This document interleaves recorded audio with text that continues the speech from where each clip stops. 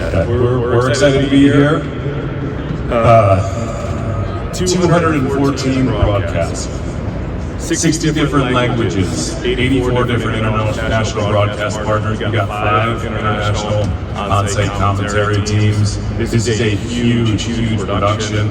I know we haven't been in Indianapolis in almost 40 years. You guys have been great hosts so far. We kicked things off tonight with our host broadcaster TNT over at the Agness Roadshow, just up at the Hall Convention Center.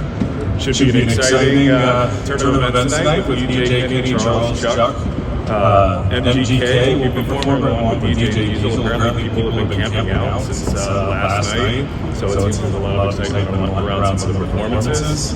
There'll be some special guests on the show. And then we're back here. We're really kicking off All-Star festivities. The event festivities here. We'll be unveiling the LED board for the first time at the Ruffle Celebrity Game. With Ryan Rucco, Richard Jefferson, Monica McNutt, Cassidy Hubbard, and Indianapolis' own Pat McAfee. We hope brings a lot of excitement here as well. We'll be a special guest commentator. And then we go over to the Cambridge Fieldhouse. We got the Rising Stars game. And Saturday is a long day of festivities with All-Star practices. And then All-Star Saturday night. We come back here as well. State Farm All-Star Saturday night again. We're going to see a lot of tricks up our sleeve with the LED cord. Kevin Harlan, Reggie Miller back for his 17th All-Star game. This is Stephen versus Sabrina, which is the first of its kind. Something we haven't done. Those might remember the Barkley versus Babetta many years ago when we were in Las Vegas. I think it might bring back some memories of that. Steph trying to establish himself as the greatest three-point contest shooter in history should be a lot of fun. And then the All-Star game, of course, on Sunday we go back to Cambridge. Brian Anderson again with Reggie Miller, Candace Parker, and Allie LaForce. It's 2 all-casts, which is a little unique to All-Star Weekend this year. We've got a Jordan Brand all-cast for All-Star Saturday night here with Adam Lefko, Chris Haynes, a bunch of special guests, including Vince Carter, Carmelo Anthony, and then an All-Star game all-cast on Sunday with the very exciting dynamic of Charles Barkley and Draymond Green, which I'm sure is going to bring a lot of fireworks. So we're excited for that. Now, again, you guys have been a great host, and we're excited to be here for this weekend. A few other things to look out for. Almost 100 cameras TNT Sports has across all the venues. Some things to look out for. We've got a super cam here, 4-point fly cam. Usually bring it to almost every All-Star weekend. We're going to have a bunch of super slow-mo cams, shallow depth cams you'll see in all buildings. One thing we're debuting this year is a body cam, which is a POV cam that players and referees will wear. We'll look to have them wear throughout the weekend. We'll provide a really interesting POV perspective.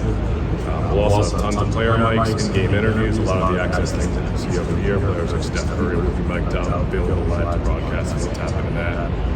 So a lot of tricks up our sleeve and goodies that will debut this week and should be a lot of fun. Have not taken any questions. Seems like a lot of tinkering goes on with national broadcasts and drawing eyeballs to the TV set and just experimenting with different looks and views. How much of that can you gauge from just one broadcast that you'll use going forward, and what do you consider when you throw something out that may not work? Yeah, I mean, well, for starters, we do our fair share of research, so we've got a lot of viewership data that we look into a lot of these things, but I think All-Star presents a really unique opportunity. It's a competitive event, but not to the extent that a regular season or playoff game is, so we can throw different things at the wall and, try different camera angles, try different things that we we're probably not that close to using something like that in a regular season game. But you can take a little more chances in an All-Star game as well. And I think fans are tuned in because they want to see something unique and different. It's a right opportunity to be able to do it. Fans here love Pat McAfee. Could you tell us again what role he'll be playing in this weekend? So Pat is going to be a special guest commentator during the ESPN broadcast of the Ruffle Celebrity Game. He's going to join the announce crew right over here, and he might be involved in a few other things. We know he brings a lot of excitement here. We're really excited to have him. He's obviously been busy. He was in Las Vegas for the Super Bowl. He's been training for the WWE, but we'd love to have Pat be as much a part of the game as he's willing to be.